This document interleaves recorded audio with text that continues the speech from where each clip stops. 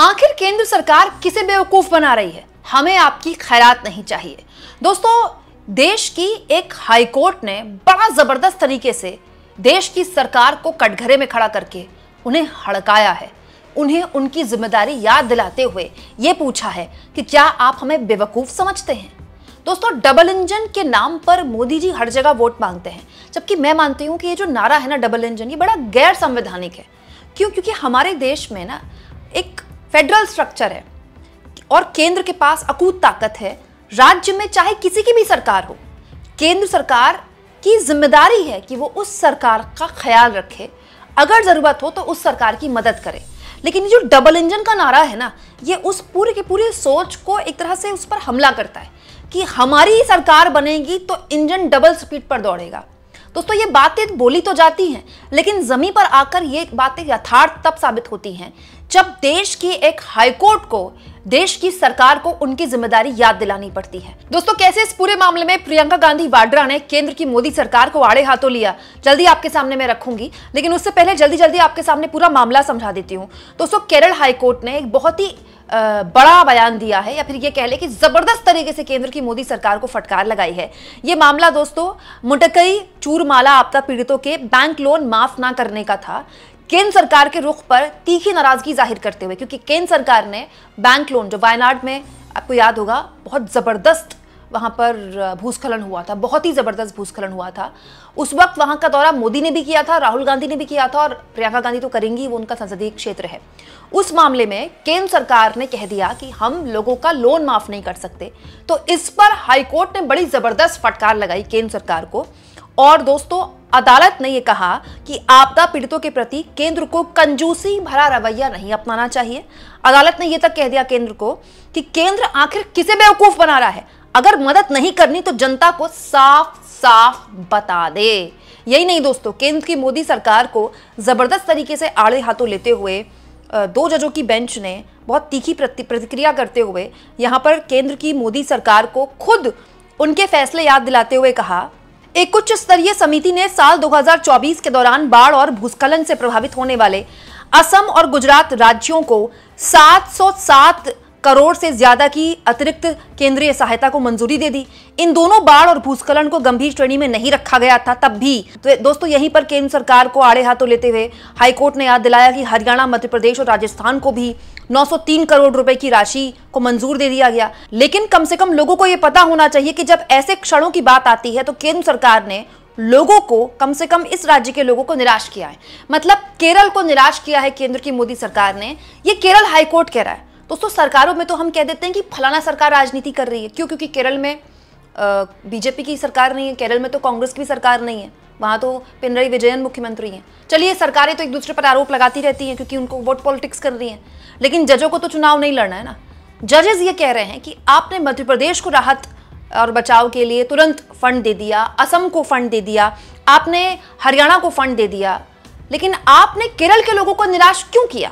दोस्तों, आगे जो बेंच थी हाईकोर्ट की, उन्होंने जो सरकार के वकील थे, केंद्र सरकार के वकील थे, उनको आड़े हाथों लेते हुए आगे और सुनाया और कहा, हमने ये बिल्कुल स्पष्ट कर दिया था कि ऐसी स्थिति नहीं है जहां संघ यानी कि सरकार कार्रवाई करने में असमर्थ है। इस हलफनामे के जरिए आपने फिर साफ तौर पर दिखा दिया कि आप शक्ति के तर्क के पीछे छिप रहे हैं। आप कह रहे हैं कि आप कार्रवाई करने में असमर्थ है, ऐसा क्यों किया जा रहा है? और तो और दोस्तों, आगे केंद्र की मोदी सरकार को केरल हाईकोर्ट साफ तौर पर यह कहता है कि आपको पता है संविधान में क्या लिखा है, आपने पढ़ा है संविधान? देखिए, यहां पर लिखा है, अब अगर ये कार्रवाई करने की अनिच्छा है तो आपको ये कहने का साहस होना चाहिए और शक्तिहीनता के इस आवरण के पीछे नहीं छिपना चाहिए। संविधान पढ़ने वाले हर व्यक्ति को ये बात समझनी चाहिए। आप किसे बेवकूफ बनाने की कोशिश कर रहे हैं? दोस्तों, यानी कि हाईकोर्ट केंद्र की सरकार से कह रहा है कि अगर किसी ने संविधान पढ़ा होता तो वो ऐसा काम कभी नहीं करता, और आपने केरल के लोगों को निराश किया है। हद तो तब हो गई दोस्तों जब केरल हाईकोर्ट ने नाराजगी जाहिर करते हुए आगे ये कह दिया कि हमें आपका दान नहीं चाहिए।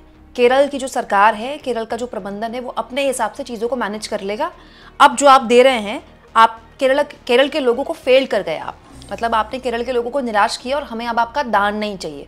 दरअसल दोस्तों, यूनियन गवर्नमेंट ने, केंद्र की मोदी सरकार ने यहाँ पर कोर्ट में कहा था कि जो मिनिस्ट्री है उसकी कुछ लिमिटेशंस होती हैं, मंत्रालय की कुछ लिमिटेशंस होती हैं, और इस तरह से कॉमर्शियल ट्रांजैक्शंस जो होते हैं बैंक के, वो आरबीआई की गाइडलाइन के अंतर्गत होते हैं। तो इस तरह से जो लोन है वो नेचुरल डिजास्टर्स में बंद नहीं किए जा सकते, हटाए नहीं किए जा सकते। हालांकि हाईकोर्ट ने यहाँ पर साफ तौर पर कहा कि क्योंकि हम भी मतलब संविधान की मॉरलिटी के तहत हम संविधान का सम्मान करते हैं, इसीलिए हम केंद्र की सरकार के पावर्स और राज्य की सरकारों के पावर्स के अंतर्गत नहीं आएंगे।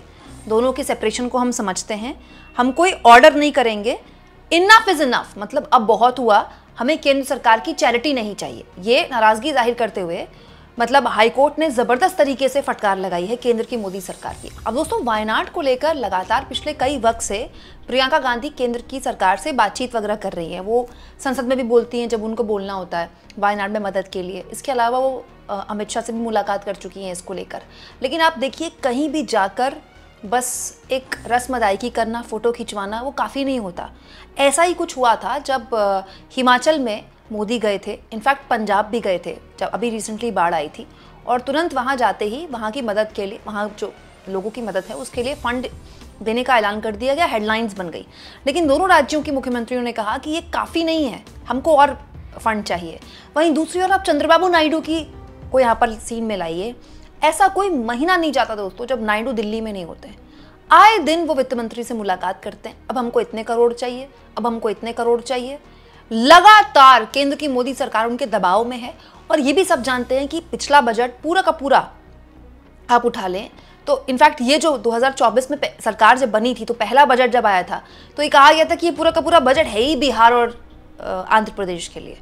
तो पॉइंट ये है कि राजनीतिक मजबूरियां हर सरकार की होती है, गठबंधन की सरकारों में तो होती ही होती हैं। लेकिन अगर हाईकोर्ट को ये कहना पड़ जाए कि आपने केरल के लोगों को निराश किया है, अब बहुत हुआ, हमें आपका दान नहीं चाहिए, आपकी चैरिटी नहीं चाहिए, और अगर आपने संविधान पढ़ा होता तो आप जानते कि ये जो आप कर रहे हैं गलत है, इससे बड़ी शर्मिंदगी की सरकार के लिए कोई बात नहीं होती।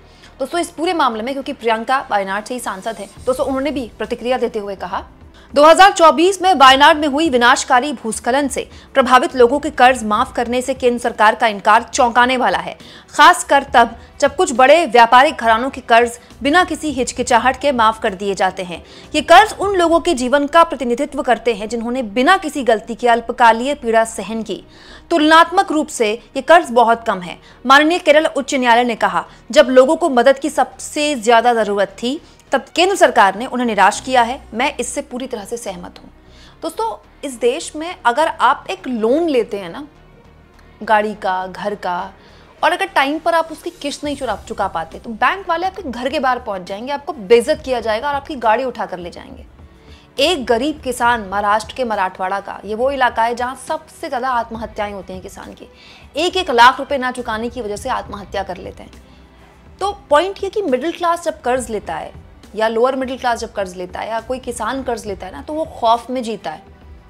लेकिन इस देश में बड़े बड़े उद्योगपतियों के कैसे बड़े बड़े कर्ज माफ किए गए हैं, मुझे आपको बताने की जरूरत नहीं है। और तो और माल्या और नीरव मोदी, मेहुल चोकसी जैसे लोग तो करोड़ों रुपए लेके भग गए विदेश, और विदेश में बैठकर पॉडकास्ट खेल रहे हैं और आंसू बहाते हुए कह रहे हैं कि वो कितने बड़े, बाप रे कितना बड़ा दिल है उनका, और कितने बड़े वो दानवीर हैं, वो स्टार बने फिर रहे हैं विदेशों में, मतलब मौज काट रहे हैं। वो सोचिए, करोड़ों रुपए का घपला करके आपके मेरे टैक्स पेयर के पैसे चुरा के ले गए वो।